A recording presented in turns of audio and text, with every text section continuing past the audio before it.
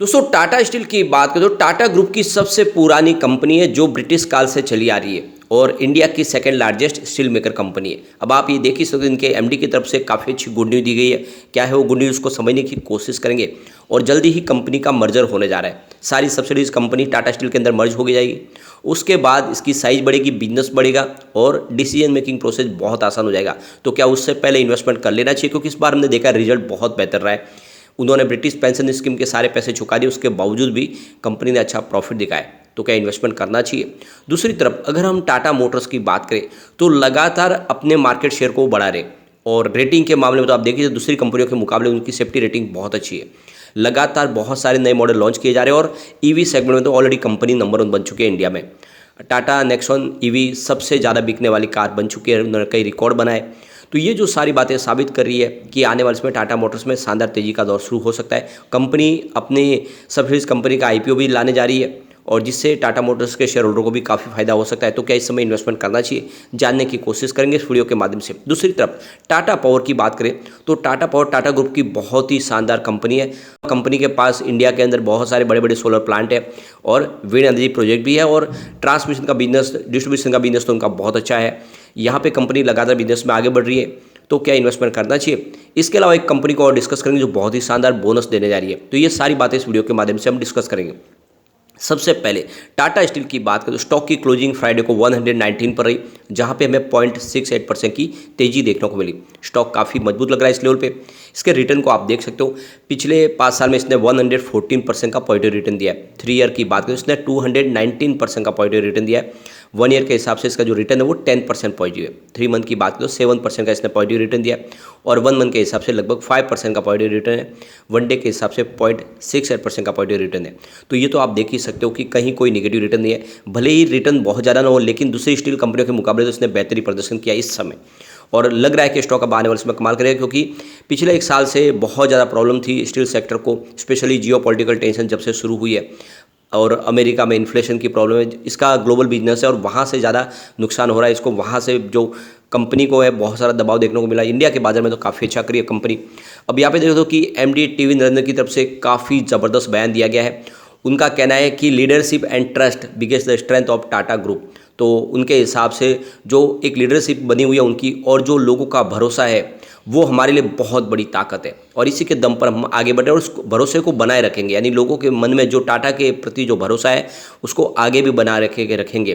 तो टाटा स्टील यानी आप समझ सकते हो कि यह स्टील सेक्टर की एक बहुत ही मजबूत कंपनी है। लोगों के भले के लिए कंपनी काम करती है। टाटा ग्रुप अपने वेलफेयर के माध्यम से लोगों के लिए बहुत सारी योजनाएं लाती है और टाटा स्टील के एमडी ने ऐलान किया कि आने वाले 2030 तक जो हमारी स्टील प्रोडक्शन की कैपेसिटी है उसको हम 40 मिलियन टन पर एनुअल के हिसाब से कर लेंगे। फिलहाल 21.6 देख सकते मिलियन टन पर एनुअल के हिसाब से, तो लगभग डबल हो जाएगी कैपेसिटी। और आप ये देख ही सकते हो कि आने वाले समय इसके लिए करीब 16,000 करोड़ इसका खर्च भी किया जाएगा।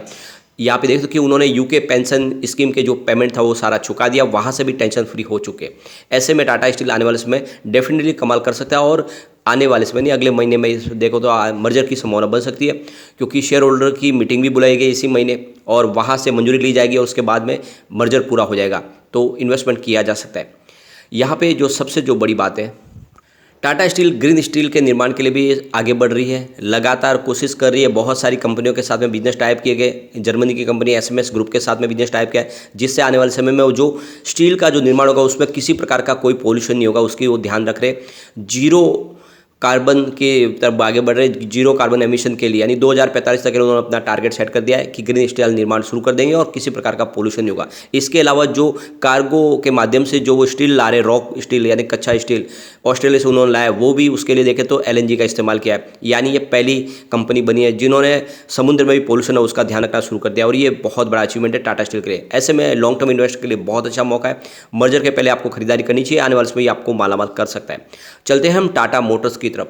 615 पर क्लोजिंग थी, जहाँ पे 0.51% की हमें गिरावट देखने को मिली। स्टॉक बहुत ज़्यादा दौड़ चुका है, लगातार दौड़ रहा है। आप ये देख ही सकते हो कि पिछले रिजल्ट से हमने बेहतर परिणाम देखे, उसके बाद में स्टॉक के अंदर तेजी का दौर शुरू हो चुका है और स्टॉक काफ़ी अच्छा दौड़ा है। आपको ये भी पता होगा कोरोना काल में स्टॉक 70 रुपीज़ के आसपास आ गया था। आप देख सकते हो कि ये 600 को पार कर चुका है। मल्टीबैग रिटर्न दिया इसने स्टॉक ने। पिछले 5 साल के हिसाब से इसने 137% का पॉजिटिव रिटर्न दिया। 3 ईयर के हिसाब से 451% का बम्पर रिटर्न दिया स्टॉक ने। 1 ईयर की बात करो 31% का इसने ऑलरेडी पॉजिटिव रिटर्न दिया, और सिर्फ 3 मंथ की बात करो तो 28% का जबरदस्त रिटर्न दिया स्टॉक ने। 1 मंथ के हिसाब से भी 4% की तेजी बनी है, 1 डे के हिसाब से मात्र आधा % की गिरावट है। ओवरऑल इसका रिटर्न बहुत ही बेहतर है। अब यहाँ पे कंपनी लगातार नए मॉडल लॉन्च कर रही है। अब कंपनी CNG मॉडल लॉन्च कर रही है टाटा पंच, और इसकी जो स्टार्टिंग प्राइस रखी है 7.1 लाख की है। तो देख सकते हो कि CNG मॉडल भी आ चुका है टाटा पंच का, और ये आने वाले समय काफ़ी अच्छा पॉपुलर हो सकता है। CNG की प्राइस देख पेट्रोल डीजल से कम है, उससे लोगों को फ़ायदा होगा। और देख सकते हो कि लगातार इसी तरह से बहुत सारे नए मॉडल लॉन्च किए जा रहे हैं। कंपनी EV सेगमेंट में भी लगातार तेज़ी से अपने मॉडल को बढ़ा रही है। और सबसे जो बड़ी बात है, KR चौकसी ने यहाँ पे बाइक की कॉल दिया टाटा मोटर्स में। उनका जो टारगेट है वो 743 का है, तो 743 के टारगेट के साथ उनकी खरीदारी की सलाह है। KR चौकसी का कहना है कि बिजनेस काफ़ी अच्छा लग रहा है, कंपनी प्रॉफिट में आ चुकी है। इसके अलावा कंपनी बहुत जल्द कर्ज मुक्त होने जा रही है। कंपनी अपनी सब्सिडीज कंपनी का IPO लाने जिससे जो फंड मिलेगा उसके वो कर्ज चुकाने में काम में लेगी, और अपनी कुछ पुरानी ऐसी एसेट जो उनके काम में नहीं आ रही उसको भी बेच के कर्ज चुकाया जाएगा। कुल मिला के जल्दी ही कंपनी कर्ज मुक्त हो जाएगी। ऐसे में टाटा मोटर्स की प्राइस बहुत तेज़ी से बढ़ सकती है। तो लॉन्ग टर्म इन्वेस्टर के लिए बहुत अच्छा मौका, खरीदारी करनी चाहिए। आप इसके रेवेन्यू को देख सकते हो जो काफ़ी अच्छा बढ़ा है। जून 2022 में जहाँ पे 71,935 रुपीज़ के आसपास रेवेन्यू था, वो जून 2023 में 1,02,236 करोड़ तक पहुँच गया। ज़बरदस्त वृद्धि हुई है रेवेन्यू में। अगर हम बात करें प्रॉफिट की, तो जून 2022 में तो कंपनी को 5,007 रुपीज़ का बम्पर लॉस था, बहुत भारी लॉस हुआ था। लेकिन जून 2023 में कंपनी को 3,203 रुपीज़ का शानदार प्रॉफिट हुआ है। तो कंपनी लॉस से प्रॉफिट में आ चुकी है, और पिछले 3 क्वार्टर से कंपनी प्रॉफिट में चल रही है। और ऐसे में हम कह सकते हैं कि स्टॉक आने वाले समय कमाल करेगा, तो इसको आपको निवेश कर लेना चाहिए। यहाँ पे अगर आप इसके नेटवर्थ को देखें तो बहुत ज़बरदस्त वृद्धि हुई है। सितंबर 2022 में जहाँ पे 26,175 रुपीज़ का जो नेटवर्थ था, वो मार्च 2023 में 45,320 रुपीज़ तक पहुँच गया है। यानी कंपनी अंदर से बहुत मजबूत हो रही है। ऐसे में आने वाले समय स्टॉक कमाल करेगा, और ये स्टॉक आने वाले समय आपको मालामाल कर सकता है। सबसे जो बड़ी बात है इसके शेयर होल्डिंग पैटर्न में, आप ये देख ही सकते हो कि प्रमोटर की होल्डिंग 46.39% के आसपास है, जो लगातार बनी हुई है। 1.82% के शेयर गिरवी रखे हुए, जो बहुत ही छोटी अमाउंट है। FI की बात करो 15.34% की होल्डिंग थी मार्च में, जो जून में 17.72% हो गई है। यानी FI ने जम के खरीदारी की है टाटा मोटर्स में। DI की बात करें तो 17.56% की होल्डिंग थी मार्च में, इस समय 17.34% है। मामूली सी होल्डिंग आपको कम होती हुई दिखाई देगी। म्यूचुअल फंड की बात करें, उनकी 8.98% की होल्डिंग थी मार्च में, और 8.69 है जून क्वार्टर में, तो उनकी भी हल्की सी प्रॉफिट बुकिंग आपको दिखाई देगी।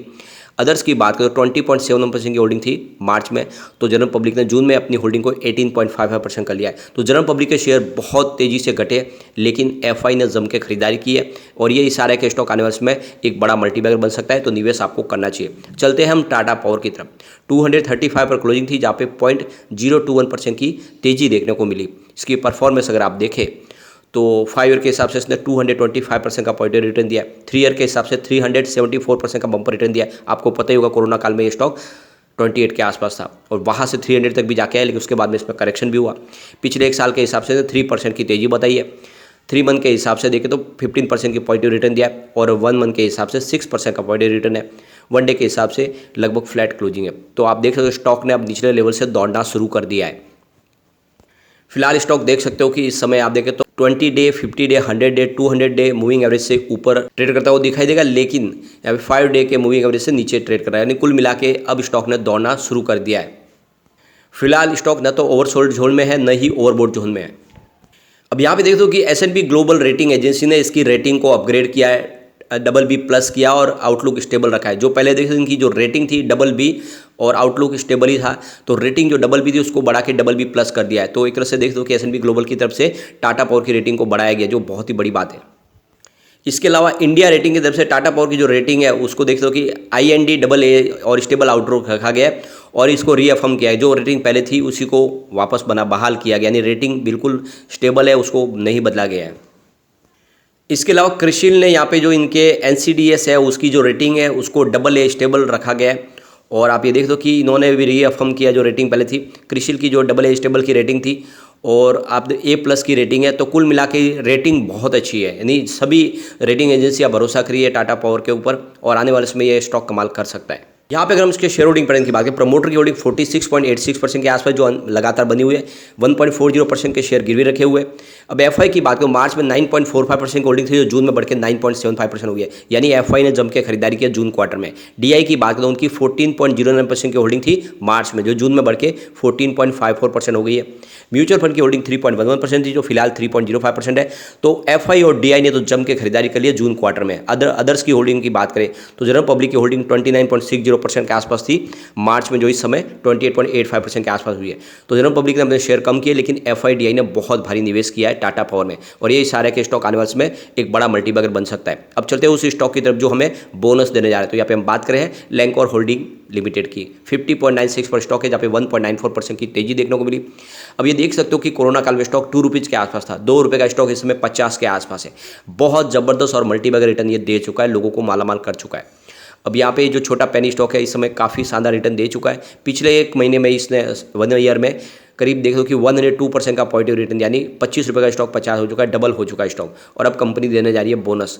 तो यहाँ पे आप देख सकते हो कि 1:2 के रेशो में कंपनी बोनस देगी, और इसकी एक्स बोनस डेट है 18/8/2023 और रिकॉर्ड डेट भी है 18/8/2023। तो 18 तारीख के पहले अगर आपके डीमेट अकाउंट में शेयर आ जाते तो आपको बिल्कुल बोनस का फायदा हो सकता है, आपको बोनस मिल सकता है। इसने बहुत ही बेहतर रिजल्ट दिया है। देख लो कि Q4 में कंपनी का रेवेन्यू 29.18 करोड़ के आसपास, जहाँ पे 10.14% की ईयर बेसिस पे हमें बढ़त देखने को मिली।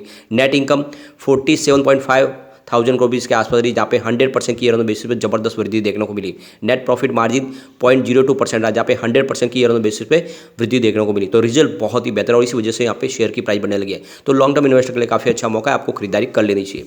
लेकिन फ्रेंड, कोई भी इन्वेस्टमेंट करने से पहले अपने फाइनेंशियल एडवाइजर से बड़े ले ले, या अपना खुद का रिसर्च करें, क्योंकि मैंने वीडियो आपके एजुकेशनल पर्पज के लिए ही बनाई। वीडियो पसंद आए तो लाइक शेयर कीजिए और चैनल को सब्सक्राइब कर दीजिए। Thank you friend.